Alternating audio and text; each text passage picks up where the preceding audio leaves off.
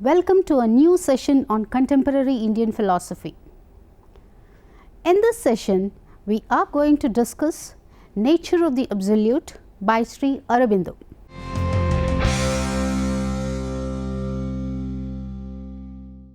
Sri Aurobindo is one of the greatest philosophers in the modern world who made significant contributions to the social, political and educational philosophies of modern India.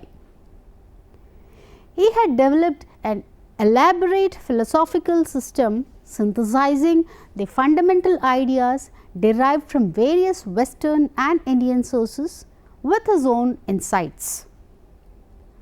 Aurobindo was a Vedantin of his own kind who explored almost every ancient school of philosophy to discover what is relevant and valuable in them for the present and future generations. He introduced a new terminology for the traditional concepts. Aurobindo tried to blend the traditional Indian vision of spiritual liberation with the Western notion of material progress in the light of the theory of evolution. His ultimate aim was to transform human life into the life divine. Sri Aurobindo was a theist, an absolutist and a mystic. He put forward a holistic or comprehensive account of reality which integrates all forms of existence, matter, life, mind and the supermind into a complete unified whole. Now, the concept of integralism. Sri Aurobindo attempted reconciliation between all antithetical forces and principles as the core of his philosophy. He maintained that in the ultimate constitution of reality, all differences and distinctions dissolve into one undivided whole, a complete harmony and all-inclusive unity. It is the identity of all variety of experiences. The oppositions and differences in daily life do not represent the essential nature of reality. Reality is eternally growing and manifesting into the manifold things as a spontaneous effusion. According to Sri Aurobindo, the ultimate reality is inaccessible to thought, which breaks reality into fragments and misses its holistic essence. Hence, reality is non-conceptual, non-verbal and indescribable. It is logically indefinable and indeterminable. It cannot be comprehended through the tools of rational analysis. Reality cannot be described by means of the intellectual tool of materialism or idealism. According to Aurobindo, reality is indefinable and inconceivable by finite and defining mind. It is ineffable by a mind-created speech. It is describable neither by our negations, neti, neti, for we cannot limit it by saying it is not this, it is not that, nor by our affirmations, for we cannot fix it by saying it is this, it is that, iti, iti. Holistic monism is the crux of the position held by Sri Aurobindo. All comprehensive integrality is the basic characteristic of Aurobindo's philosophy. His integral monism reconciles the supra-cosmic, the supra-terrestrial and cosmic views of existence. In his essays on the Gita, Aurobindo makes it clear that his system comes closest to the position of the Gita. And we know that Bhagavad Gita is the digest of the Upanishads which contain the synthesis of all Vedic wisdom. The integral monism of Aurobindo is not pure monism, although it sees in one unchanging, pure, eternal self the foundation of all cosmic existence. It is not qualified monism, although it places the eternal supreme Prakriti in the one manifested in the form of the Jiva. It avoids every kind of a rigid determinism that would injure its universal comprehensiveness. Next is nature of reality. In the Life Divine, Aurobindo describes the ultimate reality as follows. There is a supreme reality, eternal, absolute and infinite.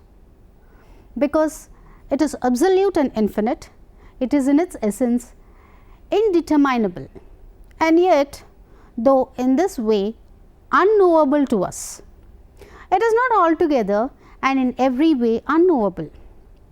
It is self-evident to itself, and although inexpressible, yet self-evident to a knowledge by identity of which the spiritual being in us must be capable.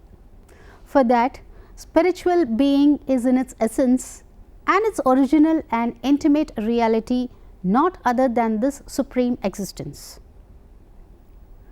Aurobindo conceives reality as Brahman or Satchidananda, existence, consciousness and bliss. It is the absolute, has no needs, no desires and has no deficiency, but has the potentiality for creating names and forms. Shankaracharya placed the absolute Satchidananda as the immutable, static, passive and non-creative core of the changing universe. Brahman is transcendental consciousness. Aurobindo's concept of Satchidananda is uniquely different from Shankara's. Aurobindo conceives Satchidananda as both static and dynamic, changeless and changing, being and becoming, consciousness and force. The Absolute has an eternal, real and creative power which creates the cosmos. Shakti or force is the essential power of Satchidananda. Both consciousness and force are real in it. Aurobindo observes, force is inherent in existence. Brahman and Shakti are not two who are separable. We must conclude that both eternal status and eternal dynamism are both true of reality. Dynamis and status are equally real and none of them is an illusion. For Sri Aurobindo, reality is not mere consciousness. The body, life, mind and the spiritual grades of consciousness represent the hierarchical constitution of Satchidananda. The manifestation of Satchidananda into different forms is not an illusory change, but the becoming of the divine. The Absolute creates out of its own being different realities and all of them are real. Satchidananda is a harmony, a synthesis of different principles. It is full of possibles and realities. Aurobindo thus postulates the hierarchy in reality. One is lower and the other is higher, and God is the harmony of different principles and possibilities. In the Advaita Vedanta of Shankara, the material world is conceived as relative to empirical consciousness and hence it is only a dependent reality. For Aurobindo, the world is as much real as Brahman itself. It is the real manifestation of Brahman in space and time. Hence, its existence cannot be ruled out as a mere illusion. The consciousness force is the principle of manifestation. Next is theory of evolution. Henry Bergson had put forward the creative theory of evolution, in which evolution is explained in terms of the emergence of the realities non-existent before.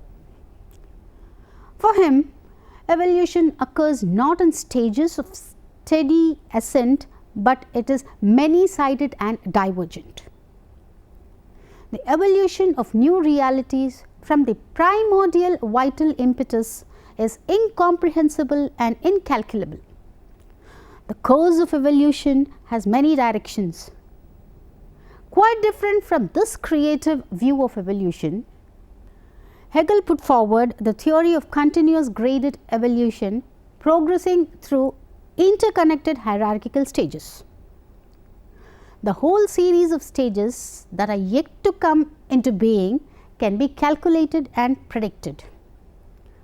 For Hegel, all the principles evolve one by one from the pure being.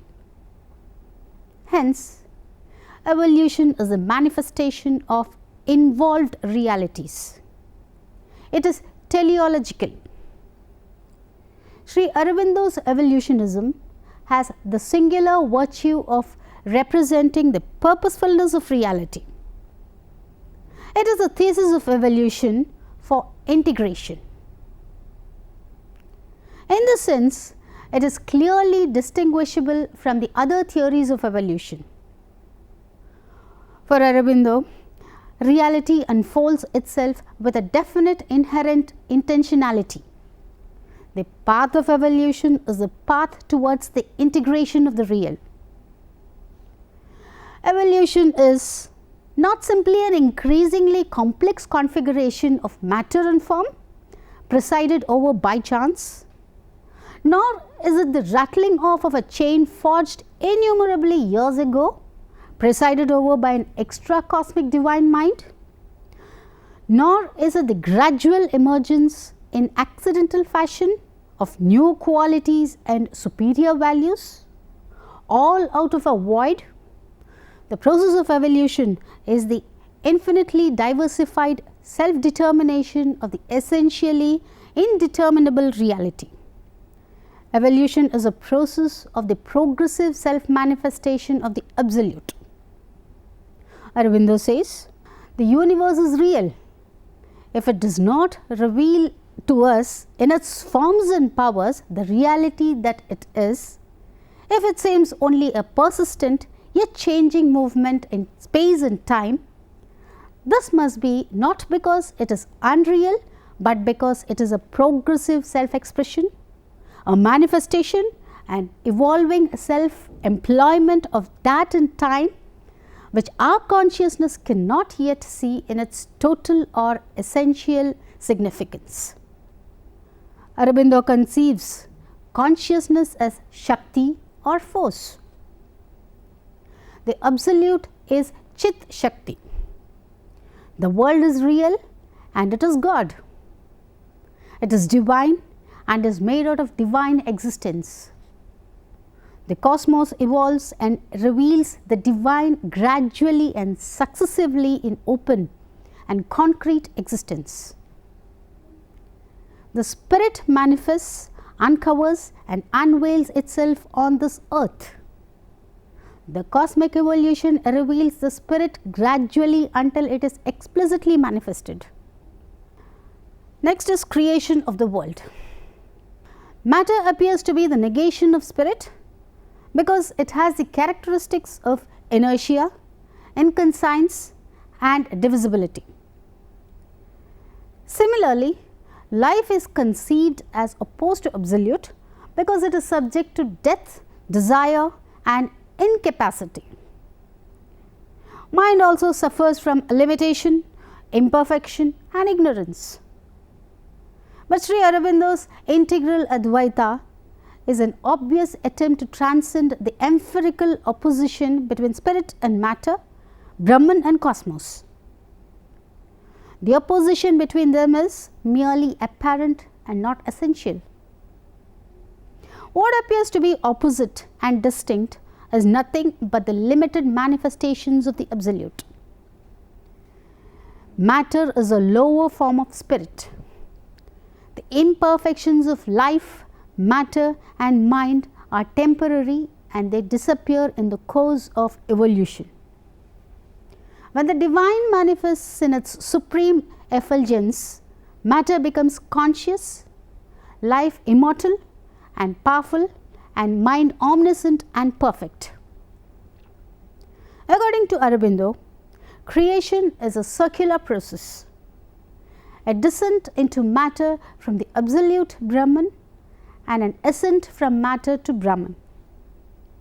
The absolute expresses itself in its circular process. The world is therefore not unreal due to Maya and avidya or ignorance. Ignorance is one aspect of knowledge itself and is a power belonging to Brahman. The world is created out of this Brahman. It is a play or leela of Brahman. Reality is a perpetual creativity starting from the inconscient matter and going towards the superconscient divine. Nothing in this process is unreal, contingent or accidental. Thus, every entity is potentially divine, capable of attaining the superconscient state, which is the final destination of all existence. Next is evolution and involution. According to Aurobindo, the conventional doctrines of evolution are incomplete. They explain only the development from matter to mind and omit the next higher stages and cannot explain why mind evolves out of matter through life.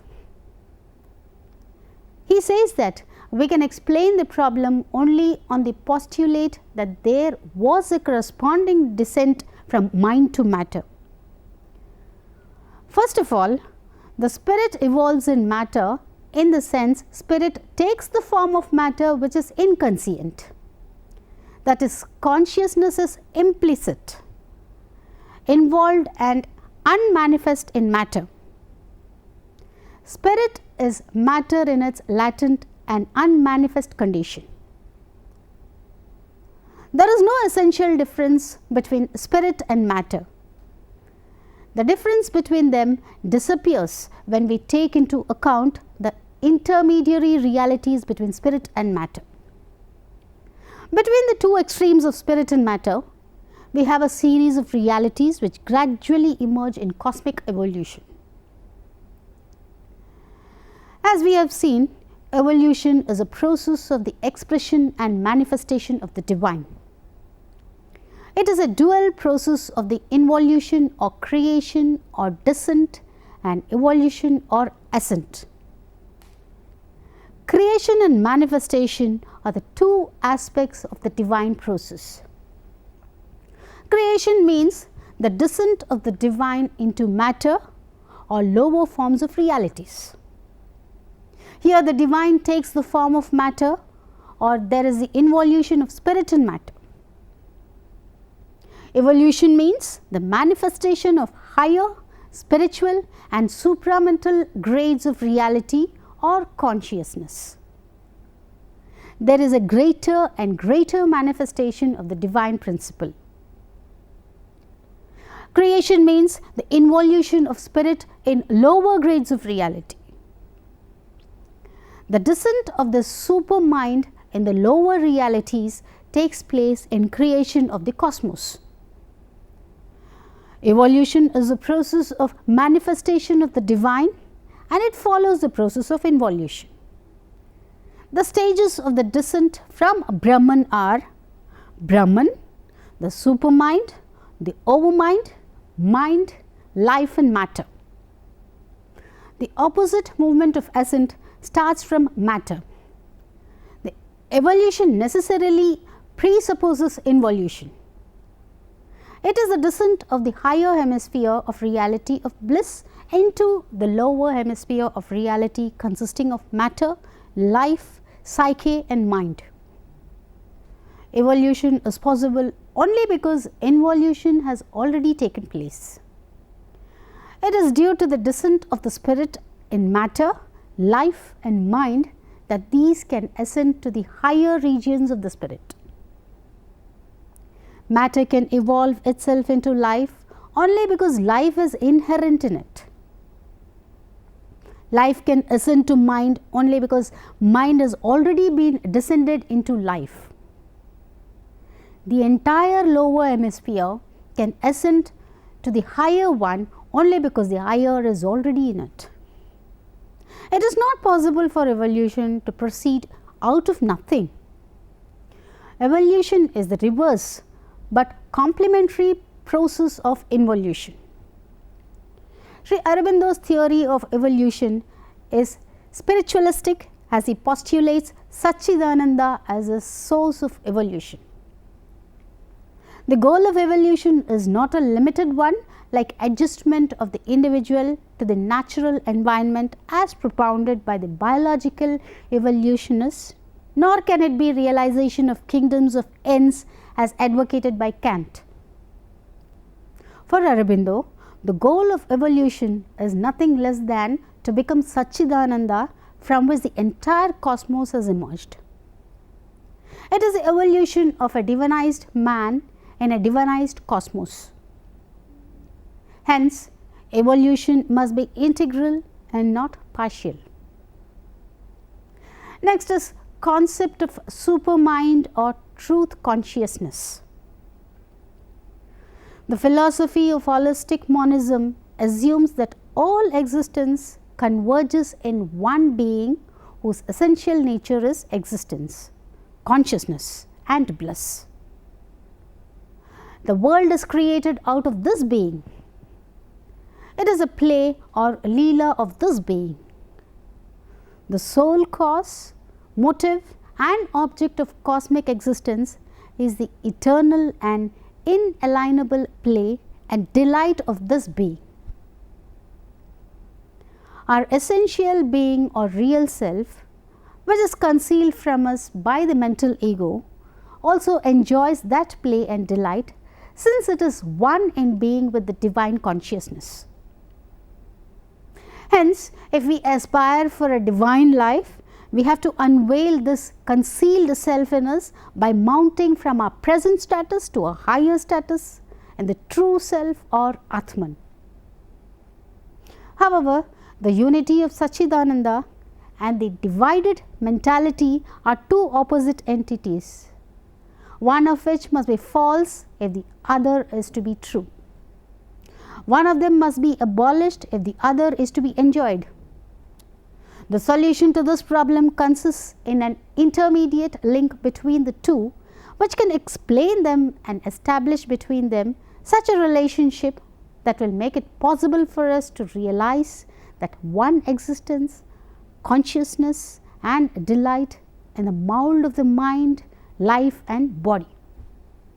The intermediate link is called the supermind or the truth consciousness, because it is a principle superior to mental ego and exists, acts and proceeds in the fundamental truth and unity of things.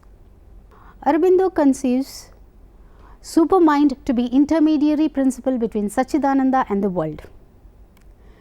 Creation and manifestation takes place through the supermind.